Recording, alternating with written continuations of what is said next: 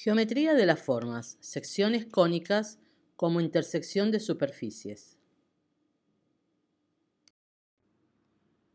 Secciones cónicas. Si a un cono circular recto lo intersecamos con un plano que no pasa por el vértice del cono, según la posición relativa que adopte el plano respecto de la superficie, lograremos una serie de curvas planas que llamaremos curvas cónicas.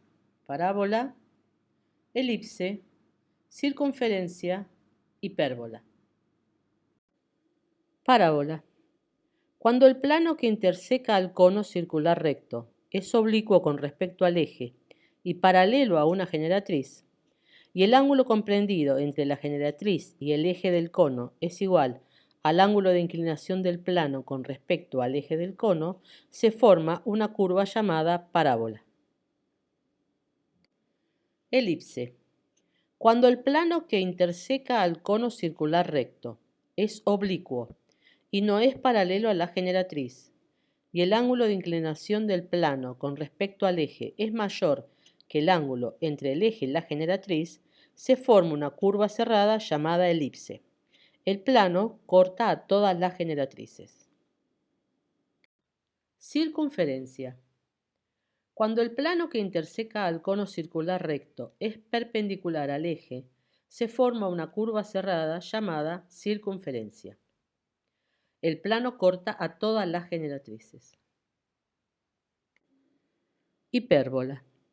La sección producida en un cono circular recto por un plano oblicuo al eje, formando con él un ángulo menor al que forman el eje y la generatriz, por lo que inciden los dos hemisferios de la superficie cónica, se llama hipérbola.